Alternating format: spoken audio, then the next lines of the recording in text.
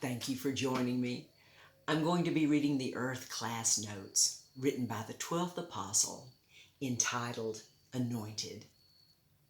Anointed was a ritual act of formal identification signifying that the anointed person had all the prerequisites to perform properly in that office of responsibility. Christ was and is an office of consistently representing God on earth in our witness for Him in the attitude and actions of our entire unlimited soul that is like God's soul, as earth is our classroom, to learn how to do so in the very brief time we have left. All of the former rituals for men here on earth ended by our understanding and knowledge of the truth that has set us free from all rituals, including baptism, that is even considered by many to be a necessity for right relationship with God, who they know little or nothing about. The truth about God teaches us the truth about ourselves.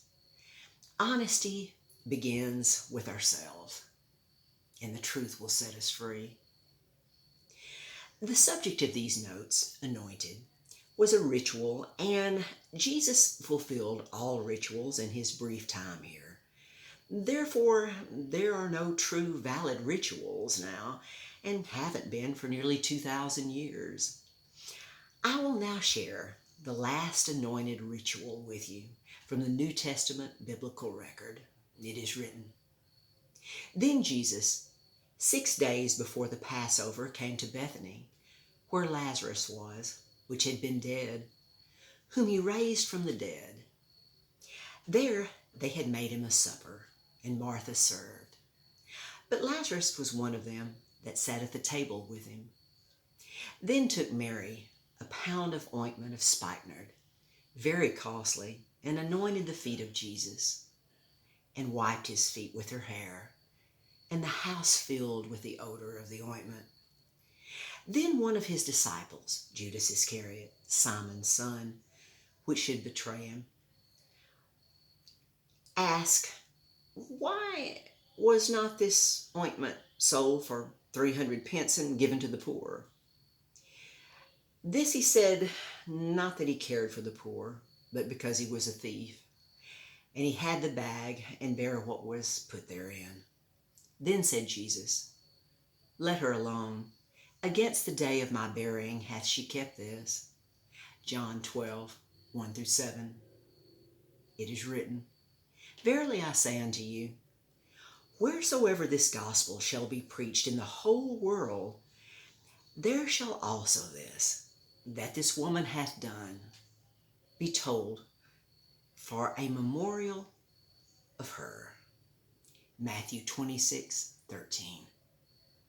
Judas was an outspoken member of the disciples who was trusted to be the treasurer of the 12 and carry their money.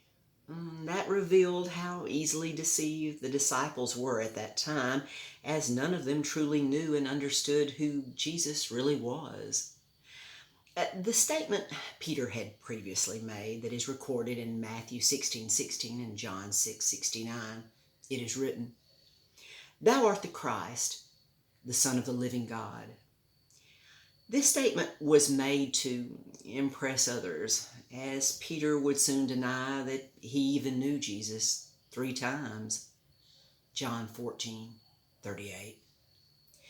When Jesus was crucified, he could smell the sweet-smelling ointment that Mary had anointed him with, even over the smell of blood and death. Now, there are more than two witnesses on earth at the same time who specifically understands, knows, and sovereignly believes all of the proven major truth about God and his plan and progressive love for all, and this is a great stabilizing factor for the end of this evil world age and signifies the legal conclusion of all evil, sin, and death to all that is good, right, and best for all. I thank you so much for your time. Until next time.